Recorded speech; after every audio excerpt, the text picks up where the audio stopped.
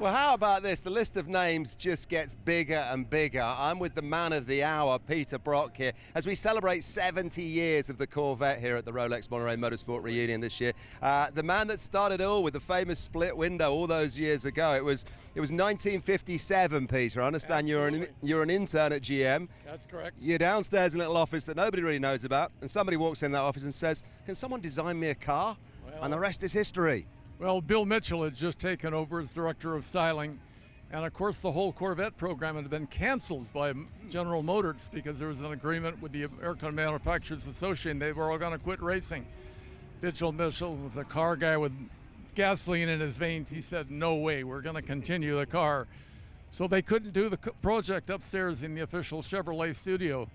So he came down where the interns were working, where I was, and there were three of us down there, and he explained what he wanted to do, laid out some pictures. He'd seen some cars that influenced him from the Turin show, and he selected my work off the wall, and we've got the original sketch done in 1957, and the car has not changed hardly a line. It took 6 years from that sketch to the time it was finally done, and that says a lot for the power of Bill Mitchell to stay in that direction, and also for the timelessness of the design. So the design has become a real classic, and it's fantastic to be a part of it under Bill Mitchell.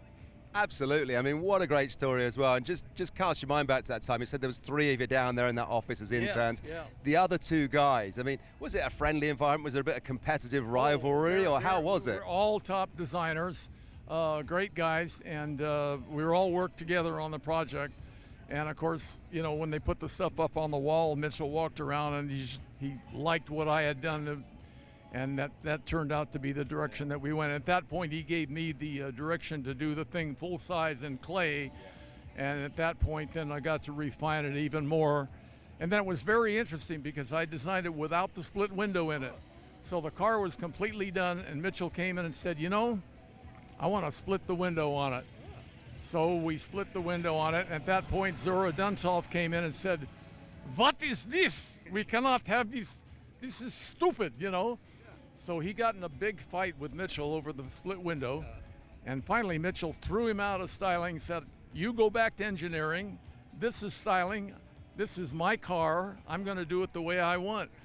So Zora went to Ed Cole, who was the vice president for Chevrolet, complained about it.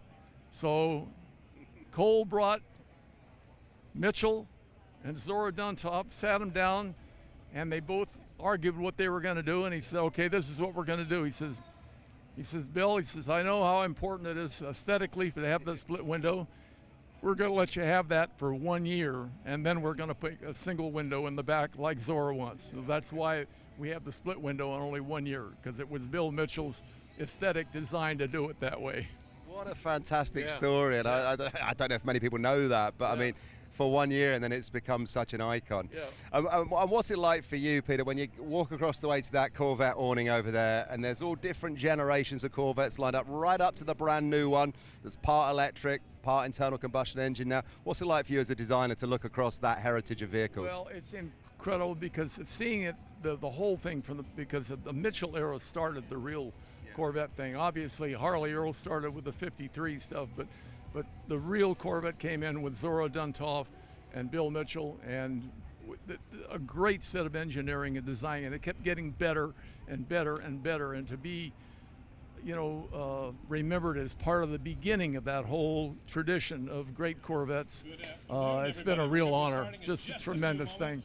And so I see what they're doing now, and it's probably the best engineered car in the world, you know, and to be able to go out in a dealership and buy that car for about 1/3 of the highest priced supercars in the world, it's really an honor. It's great stuff, yeah. Is with us today. So we'll be starting in about 2 minutes. It is a real honor, and it's a real honor talking to you, sir. And I've just heard your name be called, because now you're going to be dragged up on stage. So we've taken up a little bit of your lunch break, but for that, Good you know, to talk to you. Thank well, you great to talk to you. so much, Guy. Thank We're you. very grateful. There we go. How about that?